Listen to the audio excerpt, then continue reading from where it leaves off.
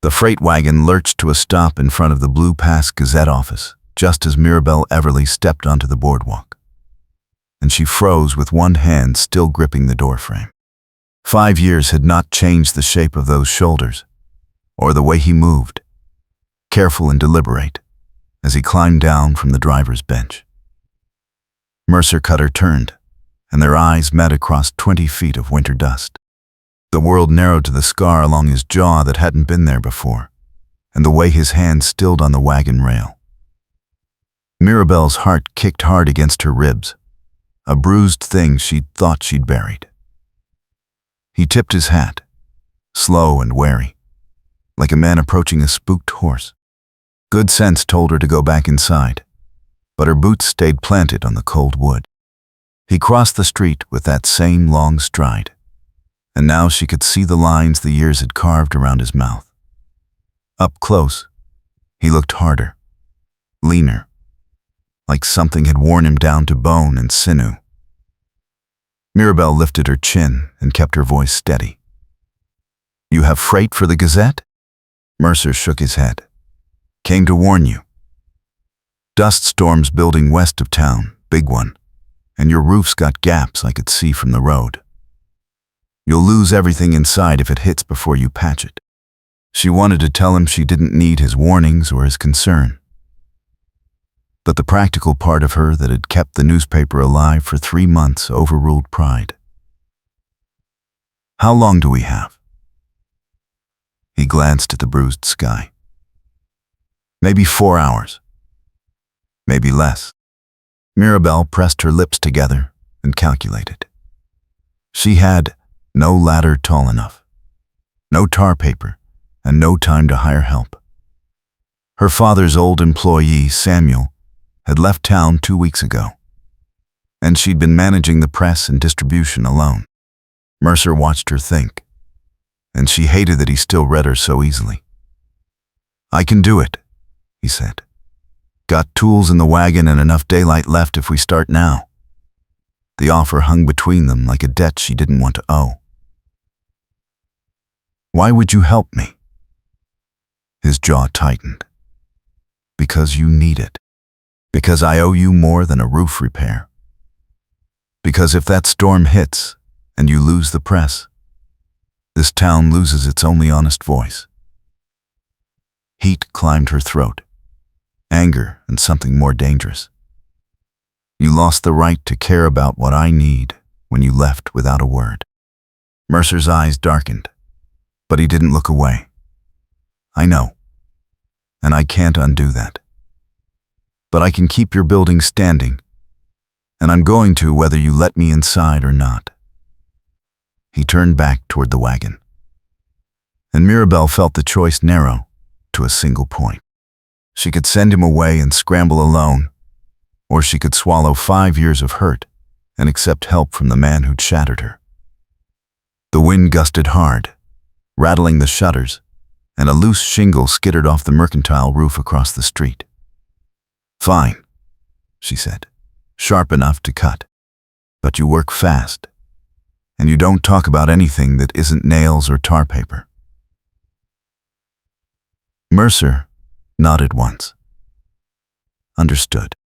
He hauled the ladder off the wagon and braced it against the side of the building with the ease of a man used to hard labor.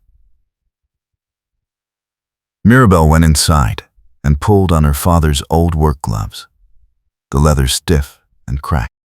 When she came back out, Mercer was already on the roof, prying up damaged shingles with a flat bar. She climbed up behind him, focusing on the rungs and not the way her pulse jumped when his boot appeared at eye level. The roof was worse than she'd thought, gaps wide enough to let rain straight through onto the press below. They worked in tense silence, him pulling rot, her passing up replacement boards. The wind picked up, carrying the smell of dust and distance. An hour in, Mercer paused and looked west. The horizon had turned the color of old bronze, a wall of dust advancing like a slow army. "We need to move faster." Mirabelle followed his gaze and felt her stomach drop. "That's not 4 hours away." More like 2. He swore under his breath and started hammering faster. She matched his pace, her shoulders burning as she hauled up tar paper and shingles. The temperature dropped, and the light took on that eerie flatness that came before a big blow. Halfway through the second row, Mercer's hammer slipped, and he caught himself hard against the roof edge. Mirabelle grabbed his coat without thinking, steadying him. Their faces were inches apart, both breathing hard. "Thanks," he said quietly. She let go like she'd touched a hot stove. They finished the last section as the first dust devil spun down the street, lifting grit and straw into tiny whirlwinds. Mercer tested the edge of the patch, then nodded. "It'll hold."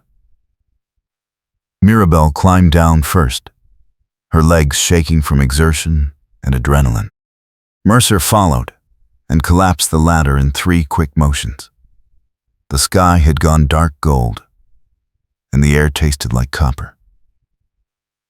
"You should get inside," he said, loading the ladder back onto the wagon. Mirabelle shook her head. "So should you. The freight office is 2 streets over. You'll never make it before the storm hits." Mercer hesitated, and she saw the calculation in his eyes, the same careful distance he'd kept all afternoon. "This isn't charity," she said. "It's common sense. I'm not sending anyone out into that."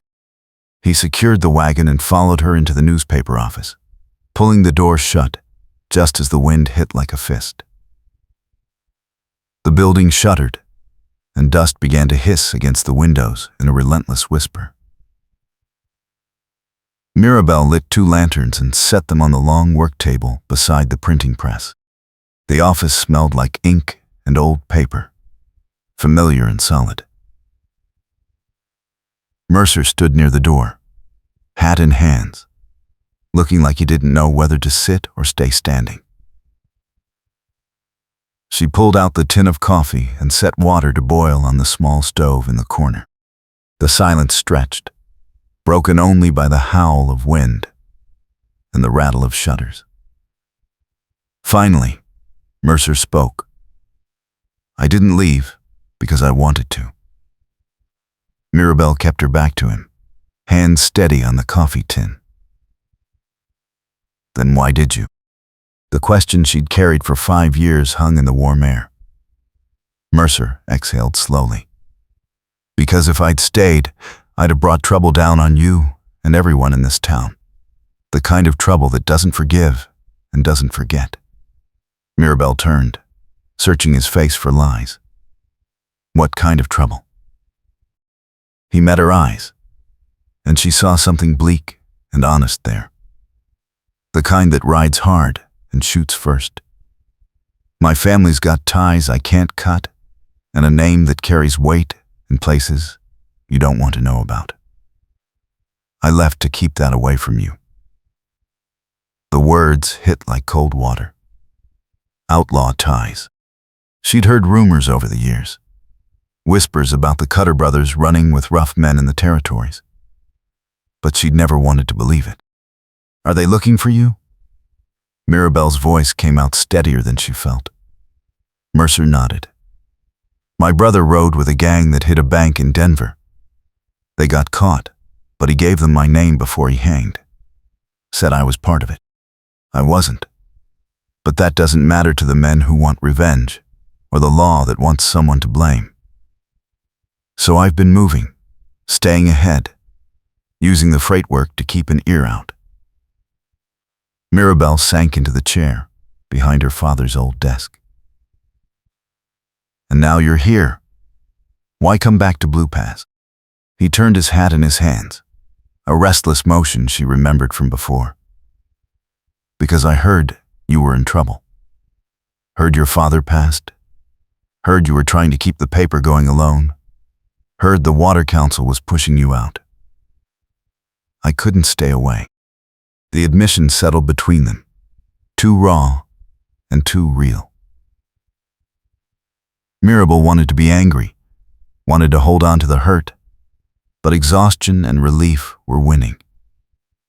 You should have told me 5 years ago. Trusted me with the truth. Mercer's jaw worked. I was 28 and stupid, and I thought I was protecting you by disappearing. I know better now. Outside, the storm peaked, the wind screaming like something alive. Dust seeped under the door in fine lines, and the lantern light wavered. Mirabelle poured 2 cups of coffee and pushed one across the table.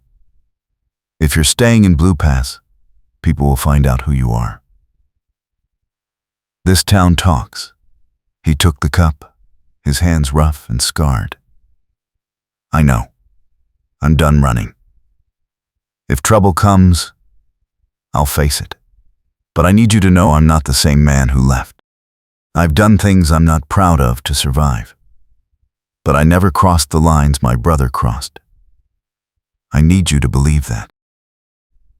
Mirabelle studied him over the rim of her cup, weighing instinct against history. She'd built her life on finding truth in messy stories, on separating fact from fear. Mercer looked exhausted and braced for rejection, and something in her chest twisted. I don't know if I can trust you yet, but I believe you're telling the truth about why you left. It's a start. Relief flickered across his face, brief and unguarded. A start's more than I deserve. The wind began to ease, the howl dropping to a moan. Mirabelle set her cup down and leaned back. Now tell me what you know about the Water Council. If you've been keeping an ear out, you've heard more than I have. Mercer's expression shifted, going sharp and focused. I've heard plenty, and none of it's good. The Water Council's been buying up rights along the creek for 6 months, Mercer said. Small parcels, quiet deals, nothing that looks wrong on paper. But I've hauled their surveying equipment, and I've seen their maps. They're planning to dam the upper fork and divert the whole flow south to the mining operations. Blue Pass and Cottonwood Ranch will be left dry by next summer. Mirabelle's stomach turned cold. That would kill the town. Half the families here depend on that water for crops and livestock. Mercer nodded grimly, and the council knows it. They're betting people will sell cheap and move on, rather than fight. Your father was the only one making noise, printing the complaints, asking the hard questions. Now, he's gone, and they think you'll fold. Anger flared hot and bright in her chest. They're wrong. Good, Mercer said, because you're going to need that fire. The council's meeting in 3 days to finalize the contracts. If you're going to stop them, you need evidence they're violating territorial water law, and you need it published before that meeting. Mirabelle pulled out her father's notes, pages of complaints and testimony from farmers and ranchers. I've got stories, but I need proof they're acting in bad faith. Documents, sealed orders, anything that shows intent to harm. Mercer leaned forward. I might be able to get that. I'm hauling a shipment to the council office tomorrow. If I can get inside, I can look. Mirabelle's pulse kicked up. That's dangerous. If they catch you, they'll know you're working against them. He met her eyes, steady and sure. I've done more dangerous things for less important reasons. Let me help you finish what your father started. The storm outside had dropped to a low rumble, the worst of it passing east. Mirabelle felt the weight of the choice pressing down, the risk and the hope tangled together. If we do this, we do it smart. No unnecessary risks. You get in, you look, you get out. If there's nothing there, we find another way. Mercer nodded. Agreed. And Mirabelle, there's something else you need to know. The town's been talking about you and Henry Blackwell. Mirabelle's jaw tightened. Let me guess. People think I should accept his proposal and stop trying to run a man's business. Mercer's expression darkened. Something like that. Is he pressing you? Every chance he gets, she said bitterly. Henry Blackwell owned the freight company Mercer worked for, and he'd been circling Mirabelle since her father's funeral, offering help that came with strings attached. Henry's got influence, Mercer said carefully. If he's set on marrying you, he'll make it hard to say no. Mirabelle stood and paced to the window, looking out at the dust-choked street. I've been saying no for 3 months, but he's on the Water Council, and he's made it clear that if I don't cooperate, the Gazette will lose its printing contracts and supply credit. I'm running out of time and money. Mercer was quiet for a moment. If you marry him, you lose everything your father built. This paper, your voice, your freedom. Mirabelle turned, and the lantern light caught the fury in her eyes. You think I don't know that? I'm trapped between losing the paper or losing myself, and there's no good choice. Mercer stood, crossing to her in 3 strides. Then we make a third choice. We get the evidence, we print the story, and we take the council down before Henry can corner you. It sounded impossible and necessary all at once. Mirabelle searched his face, looking for the boy she'd loved, and finding instead a man who'd been ground down and forged into something harder. If we fail, I lose everything. If we succeed, you'll have a target on your back from the council and whoever's looking for you. Why risk it? Mercer's hand came up, hovering near her shoulder, but not quite touching. Because you matter more than my safety. Because this town deserves better than men like Henry Blackwell. And because 5 years ago I ran when I should have stayed and fought. I won't make that mistake again. The words settled into her bones, solid and real. Mirabelle nodded slowly. Then we do this together. But Mercer, if your past catches up to you, you don't face it alone.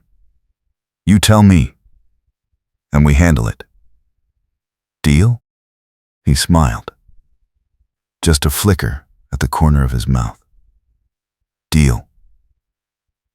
The storm broke just after midnight, the wind dying to a whisper, and the stars coming out cold and sharp. Mercer left while the streets were still empty, slipping out into the dark like a shadow. Mirabelle locked the door behind him and stood in the quiet office, her heart pounding with something that felt dangerously like hope. She'd spent 5 years building walls, and in one afternoon they'd started to crack. She wasn't sure if that was wise or reckless, but she knew one thing for certain. She wasn't facing this fight alone anymore. She cleaned up the coffee cups and banked the stove, then climbed the narrow stairs to the small apartment above the office. Sleep came slow and restless, full of dust storms and gray eyes. Morning came gray and cold, the town buried under a fine layer of dust. Mirabelle woke to hammering from downstairs and found Mercer already back, reinforcing the patches on the roof. She made coffee and brought him a cup, passing it up the ladder without comment.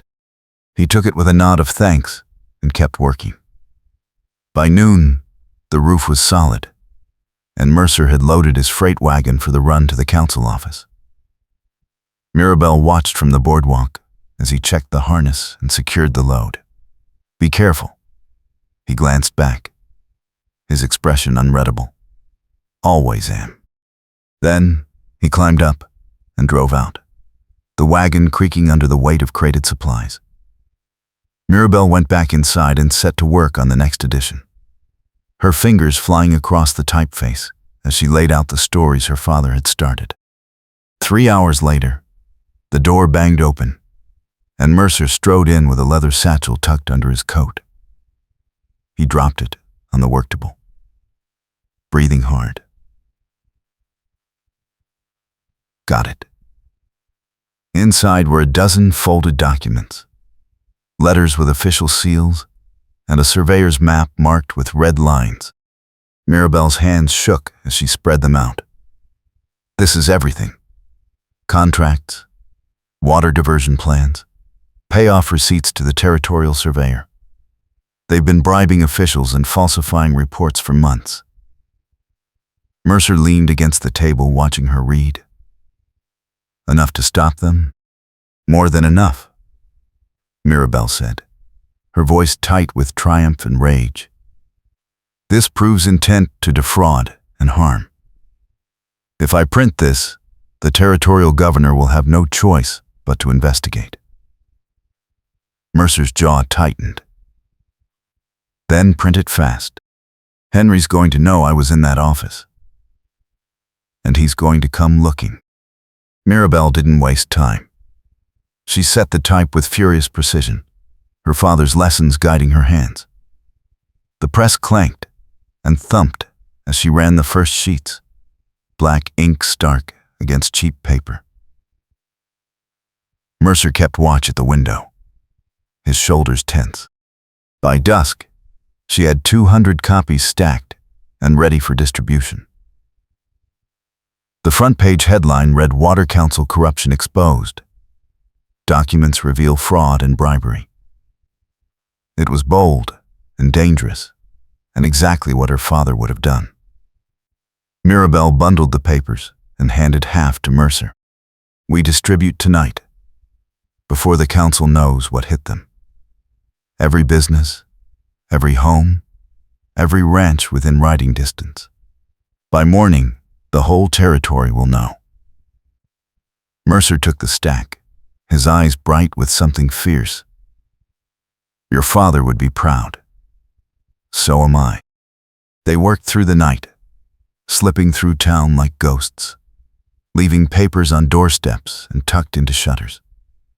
The moon was high and cold, and the only sounds were their boots on frozen dirt and the rustle of newsprint. Mirabelle's breath plumed white, and her fingers ached from the cold. But she felt more alive than she had in months. They finished just before dawn, meeting back at the Gazette office as the sky turned pale gray. Mercer set the last bundle inside and locked the door. Now, we wait. Mirabelle nodded, exhaustion and exhilaration fighting for space in her chest. Now we wait. The town woke slowly, and by mid-morning, the reaction started. Voices rose in the street, angry and shocked. People clustered outside the mercantile, reading and arguing. Mirabelle watched from the window, her heart pounding.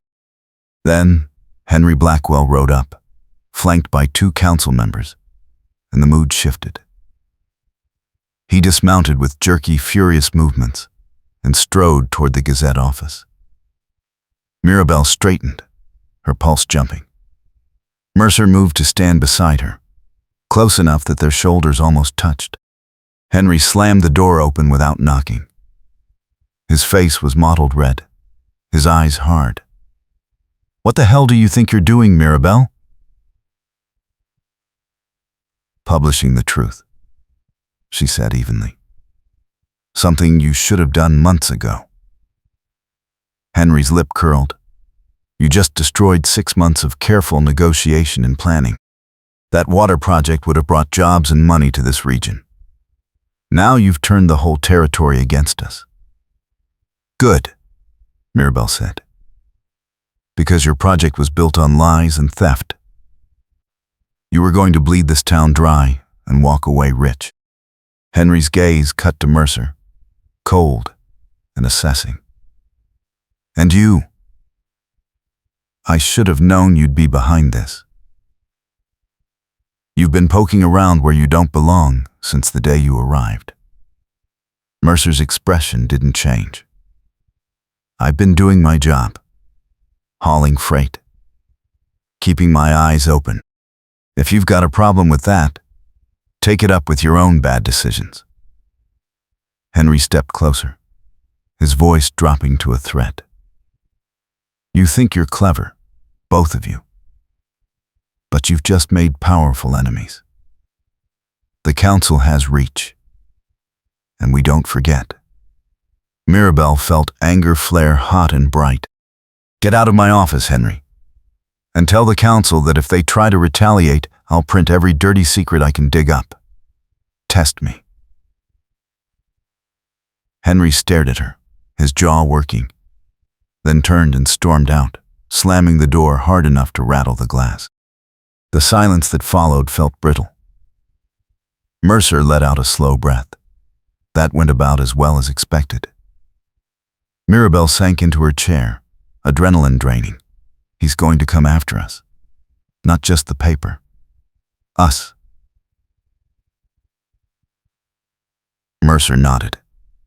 I know. Which is why we need to stay together and stay ready. If Henry's smart, he'll back off and let the investigation run its course. But if he's desperate, he'll do something stupid. Mirabelle looked up at him, this man who'd come back into her life like a storm and upended everything. Why are you still here, Mercer? You got me the documents. You could leave, get ahead of whatever's coming, and I'd manage. He crouched beside her chair, his eyes level with hers. I'm here because I'm done running. I'm here because you're worth staying for. And I'm here because when the trouble comes, and it will, I'm not leaving you to face it alone. The words hit her square in the chest, breaking through the last of her defenses. Mirabelle reached out and touched his face, her fingers tracing the scar along his jaw. What happened here? Mercer's hand came up to cover hers. Bar fight in Cheyenne. Guy didn't like the way I was hauling his competitor's goods. I didn't back down. Her thumb brushed the edge of the scar. You never did know when to back down. That's why I loved you. His breath caught. Loved. Past tense. Mirabelle's heart hammered. I don't know what tense it is anymore. I spent 5 years hating you and missing you in equal measure. Now you're back, and I don't know if I'm brave enough to trust this. Mercer turned his head and pressed a kiss to her palm, soft and deliberate. Then let me prove it. Let me stay and fight beside you until you know for sure. She wanted to say yes. She wanted to pull him close and let go of every careful wall she'd built. But fear was a stubborn thing, and trust was a slow-growing seed. I need time, Mercer. I need to see that you mean it. He nodded and stood, putting careful space between them. You've got it. I'm not going anywhere. The rest of the day passed in a tense hush. The town buzzed with outrage and speculation, but no one came to the Gazette with threats or violence. Mirabelle worked on the next edition, documenting the council's reaction and the governor's promised investigation. Mercer stayed close, hauling freight during the day, and returning each evening to check the locks and walk her home to the small apartment above the office. It was a strange, careful routine, full of unspoken things and stolen glances. 2 days later, the sheriff rode in with news.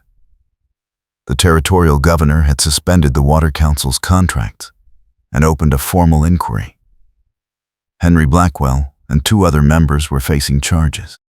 The town erupted in celebration, and Mirabelle found herself pulled into embraces and congratulations from neighbors who'd ignored her for months. She smiled and thanked them. But the victory felt hollow, without knowing what came next. That night, she found Mercer on the roof, staring west toward the darkening plains. She climbed up and sat beside him, the cold seeping through her skirts. We won. He glanced over, his expression unreadable. You won. I just helped. Mirabelle shook her head. We won. Together. That matters. Mercer was quiet for a long moment. There's something I need to tell you. The men looking for me. They're close. I saw one of them in town today, asking questions at the saloon. Mirabelle's stomach dropped. What did he want? Information about a freight foreman named Cutter. Whether I'm still in the area. The bartender didn't tell him anything, but it's only a matter of time before someone does. Mirabelle's mind raced. Then we go to the sheriff. We tell him the truth. Show him you weren't part of your brother's gang, and ask for protection. Mercer shook his head. The law doesn't work that way. My brother named me. That's enough for a warrant, even if I wasn't there. And the men looking for me aren't law. They're revenge. The gang's survivors, looking to settle the score. Mirabelle's chest tightened. Then we leave. Tonight. We take what we can carry and go somewhere they won't find you. Mercer turned to her, his eyes fierce. I'm not running again, Mirabelle. And I'm not dragging you into this. If they come, I'll face them. Alone. No, Mirabelle said, her voice sharp. You don't get to make that choice for me. Not this time. If you stay, I stay. If you fight, I fight. That's the deal, remember? Mercer's jaw clenched. This isn't your fight. It's mine. I won't let you get hurt because of my past. Mirabelle grabbed his coat, forcing him to look at her. You think I've spent the last 2 weeks working beside you, trusting you, letting you back into my life, just to watch you throw it away on some misguided sense of honor? I lost you once. I'm not losing you again. Not like this. Mercer stared at her, something raw and desperate in his face. Mirabelle, if anything happened to you because of me, I couldn't live with it. Then don't let anything happen to either of us, she said fiercely. We're smarter than them. We're faster. And we're not alone. This town owes us. They'll stand with us, if we ask. Mercer exhaled slowly, the fight draining out of him. You're sure about this? About standing beside me, even if it gets ugly? Mirabelle leaned in, her forehead almost touching his. I'm sure. Mercer's hand came up to cup her face, his thumb brushing her cheek. Then we do this together. But we do it smart. We set a trap, and we make sure they don't get a second chance. Mirabelle nodded, her heart pounding. What do you need? He pulled back and started planning, his voice steady and tactical. We need eyes on the roads, a safe place to meet, and enough people willing to stand with us that they can't just ride in and take me. We tell the sheriff what's coming. And we make sure the town knows this isn't just about me. It's about standing up to men who think they can terrorize people into silence. They climbed down and spent the night making plans, drawing maps, listing allies. By dawn, they had a strategy. Mirabelle would use the Gazette to spread the word, framing the threat as an attack on the town's freedom and safety. Mercer would coordinate with the sheriff and the ranchers who owed Mirabelle for exposing the Water Council. It was risky and desperate, but it was a plan. The next morning, Mirabelle printed a special edition. The headline read, "Stand Together, Defend Blue Pass." The story outlined the threat in careful language, calling on the town to protect one of their own from men who sought revenge for crimes he didn't commit. She distributed the papers herself, meeting eyes and shaking hands, asking for courage. The response was swift. Ranchers rode in with rifles. Shopkeepers offered supplies. The sheriff deputized 6 men and set up watch posts on the roads. By evening, Blue Pass had transformed into a fortified camp, tense and ready. Mirabel stood in the street, watching men check their weapons and position themselves at key points. Mercer found her there, his face grim. "They'll come tonight. I can feel it." Mirabel nodded. "Then we'll be ready." He took her hand, rough and warm, and squeezed once. "Thank you for believing in me, for fighting beside me." Mirabel squeezed back. "Thank you for coming back." The wait was agony. Hours dragged, the town silent except for the creak of leather and the jingle of spurs. Then, just after midnight, a shout went up from the east road. Riders coming, 4 of them, armed and moving fast. Mercer pulled Mirabel into the doorway of the freight office, his body between her and the street. "Stay behind me." She ignored him and stepped to his side, rifle in hand. Together, remember? The riders pulled up in the center of town, their horses snorting and stamping. The leader was a lean man with a scarred face and hard eyes. He scanned the street, taking in the armed townspeople, and the rifles pointed his way. "We're looking for Mercer Cutter. Hand him over, and we ride out. No one else gets hurt." The sheriff stepped forward, badge glinting. "You're not taking anyone. Cutter's under the protection of this town and the territorial law. You've got no warrant and no authority here. Turn around and ride out, or I'll arrest every one of you." The leader spat into the dirt. "Law didn't help when his brother robbed and killed our people. We're here for justice." Mercer's voice rang out, steady and clear. "Your justice is revenge, and it's pointed at the wrong man. I wasn't part of that robbery. I wasn't part of any of it.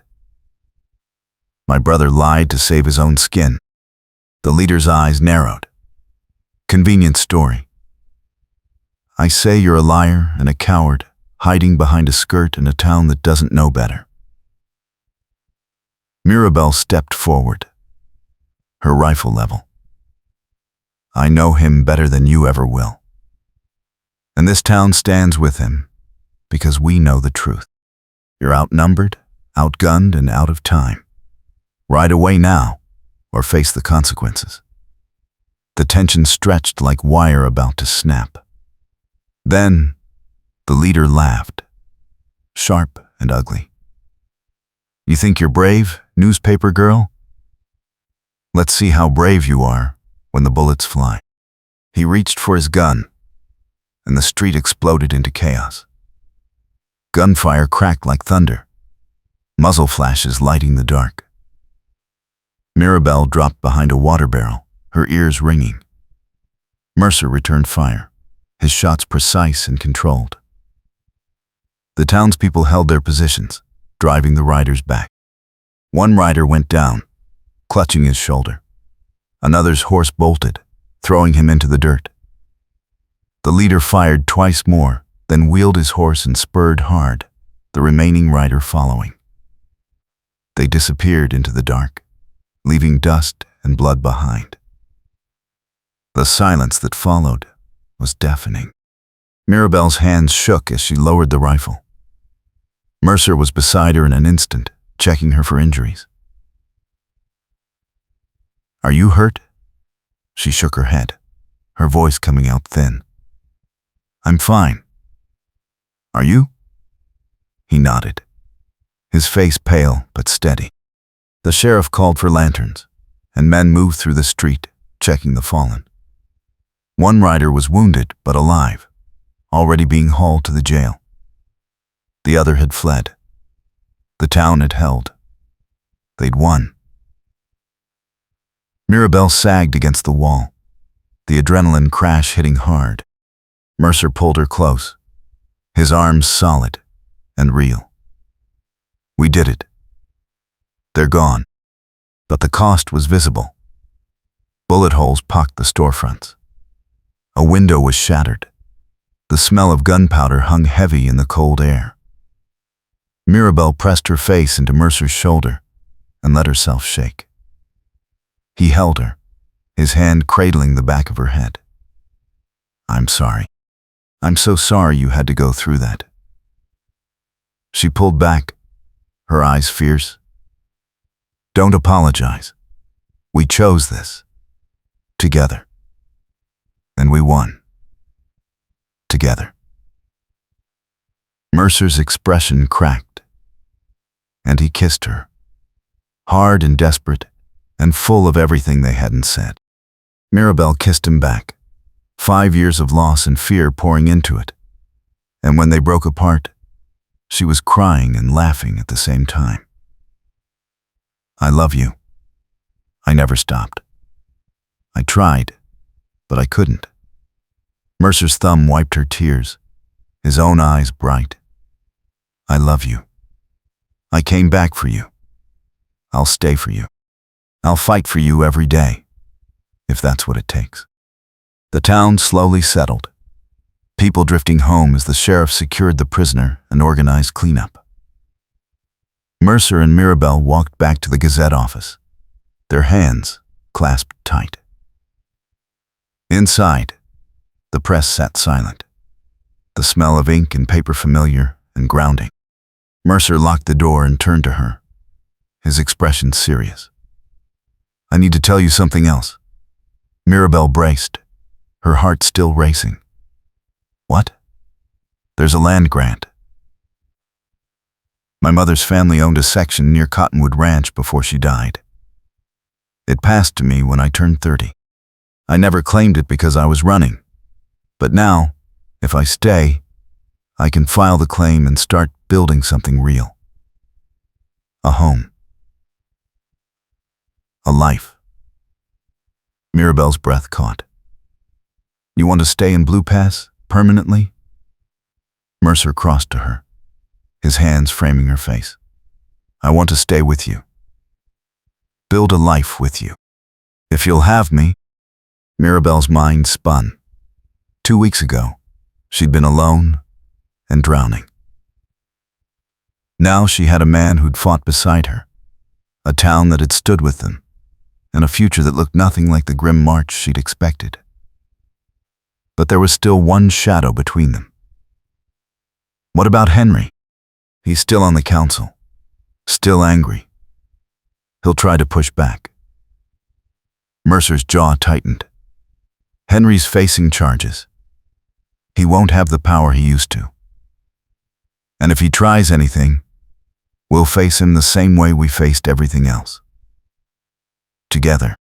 Mirabelle searched his face, looking for doubt or hesitation, and found only steady certainty. Then yes. Yes, I'll have you. Stay. Build. Make this town ours.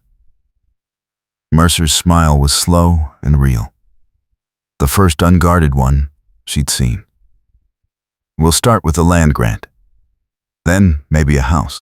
And if you're willing, maybe something more permanent than a promise. It took her a moment to understand. You're asking me to marry you?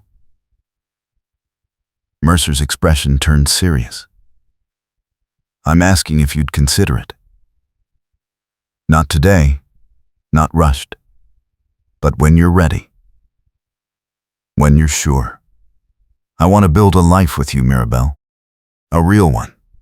With a future and a home and everything I was too scared to want before.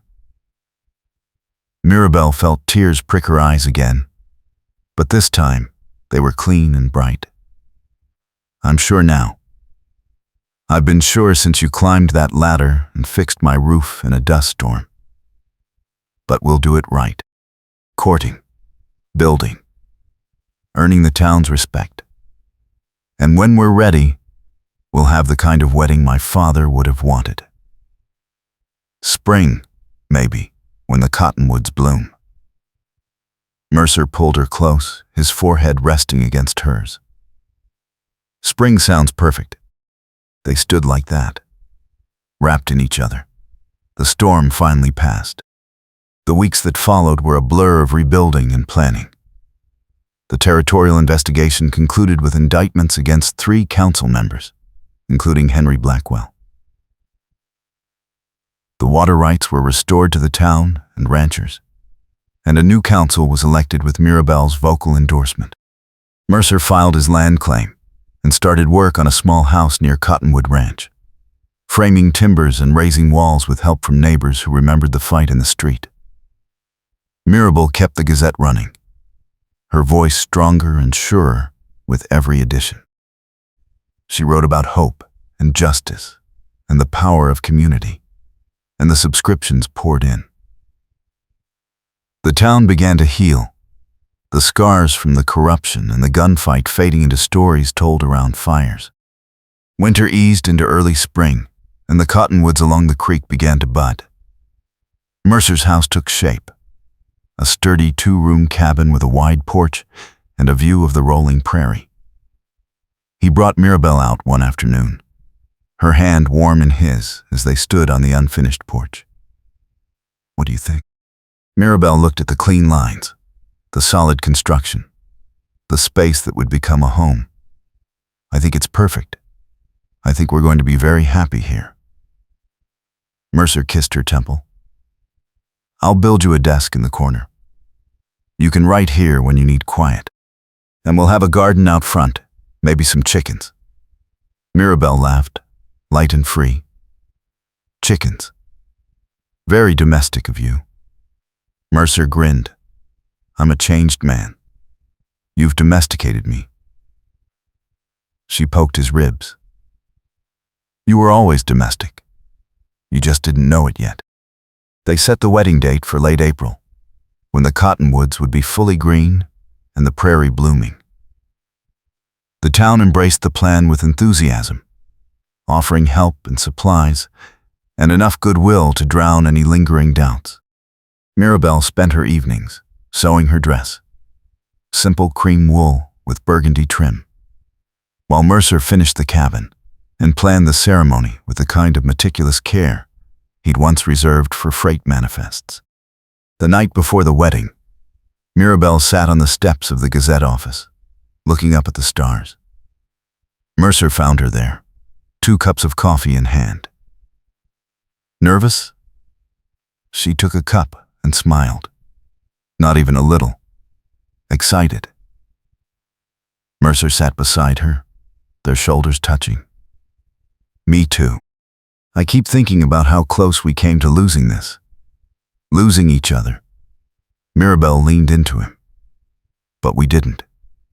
We fought, and we won, and now we get the rest of our lives." The wedding dawned clear and bright, the sky a flawless blue. The ceremony was held outside the church, with half the town gathered, and the cottonwoods rustling overhead.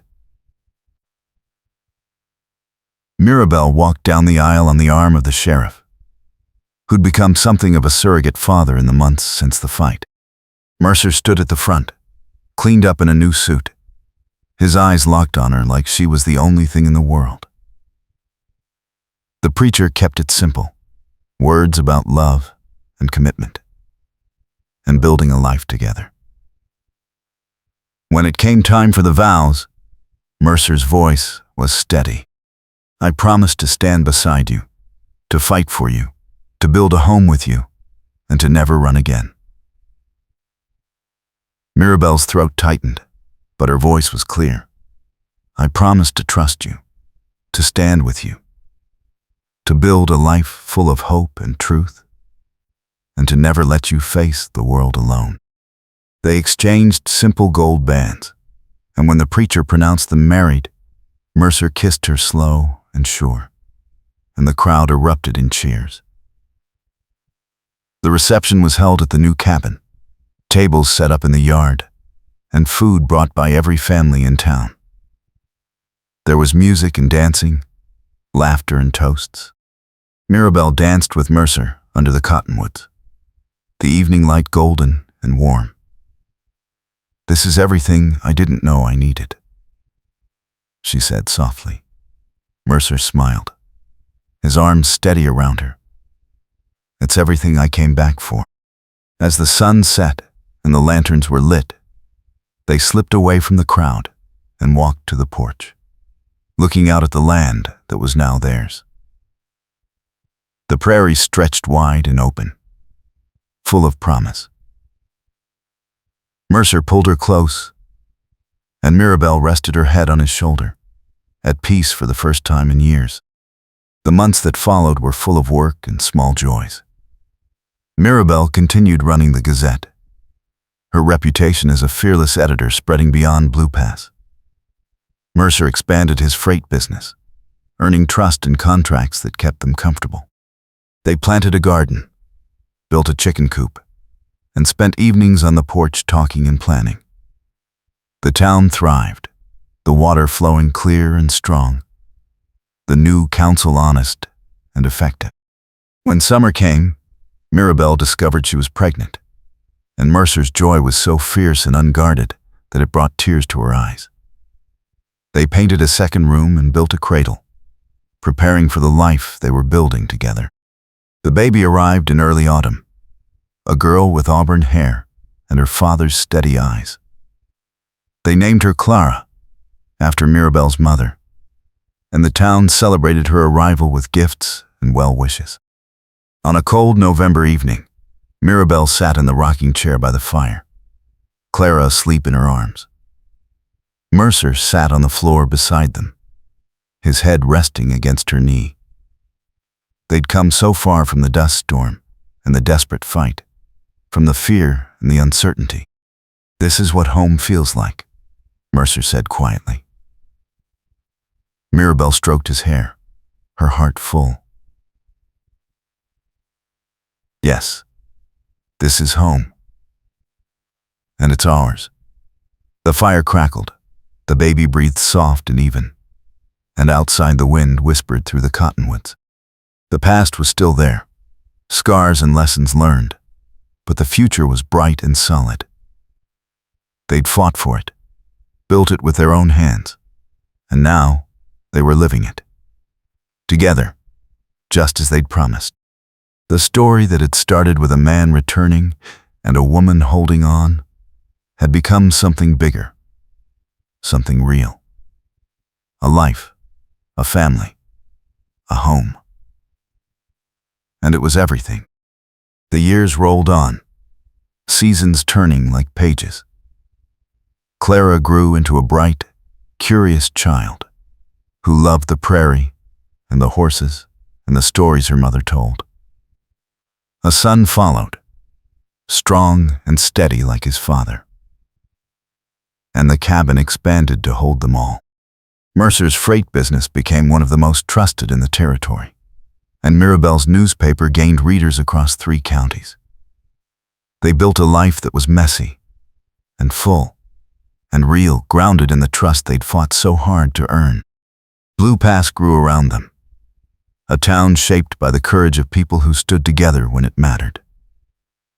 The Water Council scandal became a cautionary tale, a reminder that power unchecked would always corrupt, but communities willing to fight could win. Mirabel wrote that story over and over, in editorials and features, making sure no one forgot. On their 5th anniversary, Mercer took Mirabel back to the spot where he'd first climbed onto her roof to patch the storm damage. They stood in the street, the Gazette office behind them, and he took her hand. "I've been thinking about that day, how close I came to riding past and not stopping, how one choice changed everything." Mirabel squeezed his hand. "I've been thinking about it too," How scared I was to let you help. How hard it was to trust again. But I'm glad I did. Mercer pulled her close, his forehead resting against hers. Me too. Every single day. They walked home together, through the town they'd helped save, past neighbors who waved and called greetings. The cottonwoods were in full bloom, the air warm and sweet. At the cabin, their children ran to meet them, laughing and tumbling in the grass. Mirabel picked up Clara and spun her around, the girl's laughter bright and clear. Mercer caught his son mid-tumble and hoisted him onto his shoulders. Inside, the dinner table was set, the fire burning low, everything warm and familiar. They ate together, the children chattering about their day, and Mirabel caught Mercer's eye across the table. He smiled, that slow, real smile that still made her heart skip, and she smiled back. This was the life they'd built. This was the home they'd fought for. And it was more than enough. After the children were in bed, they sat on the porch, the stars bright and cold overhead. Mercer pulled a blanket around them both, and Mirabel leaned into his warmth. Do you ever regret it? Coming back? Facing all of it? Mercer shook his head. Not for a single second. Best decision I ever made. What about you? Any regrets? Mirabel thought about the fear, the fight, the long road to trust. Then she thought about the life they'd built, the love they'd earned. Not one, she said softly. Not one. The stars wheeled overhead. The prairie stretched wide and dark, and the cabin glowed warm behind them. Two people who'd lost each other and found their way back, who'd fought for love and home and won. The story didn't end here, because real stories never truly end. They just keep going, day by day, season by season, built on trust and hard work and the choice to stay. Mirabel rested her head on Mercer's shoulder, and he kissed her hair, and the night settled soft and quiet around them. Home, family, love, everything they'd ever needed, earned through fire and faith. The freight foreman and the newspaper editor, the man with the outlaw secret, and the woman who'd believed in him anyway. Together, always, in the life they'd built with their own hands. And it was enough. It was more than enough. It was everything. Years turned into decades, and the story of Mercer and Mirabel became legend in Blue Pass. The couple who'd stood against corruption and outlaws, who'd fought for their town and each other, who'd built a life that inspired others. Their children grew and stayed, building their own homes nearby, keeping the family close. The Gazette remained in the family, Clara taking over when Mirabel's hands grew too stiff for the type. The freight business passed to their son, who ran it with the same careful integrity his father had taught him. Mercer and Mirabel grew old together, their love deepening with every year, every challenge, every small victory. They sat on the porch on warm evenings, watching grandchildren play in the yard where their own children had played. And they told stories about the dust storm and the gunfight and the day everything changed. And when the time came, they left behind a legacy bigger than themselves. A town saved, a family built, a love that had endured. The prairie wind carried their story forward, whispered in the cottonwoods, and sung in the creek. The freight foreman who came back, the newspaper editor who stood her ground, the love that survived distance and danger and doubt. Blue Pass remembered, and the memory became part of the land itself, woven into the fabric of the town. And long after they were gone, people still told the story. About the dust storm and the dangerous secret. About the fight in the street and the wedding under the cottonwoods. About trust earned and love proven, and a life built together against all odds. It was a good story. The kind that reminded people what mattered. Home, family, courage, and the willingness to fight for love, no matter the cost. That story lived on, carried forward by generations, a testament to what two people could build when they chose to stand together. And in the end, that was the greatest legacy of all.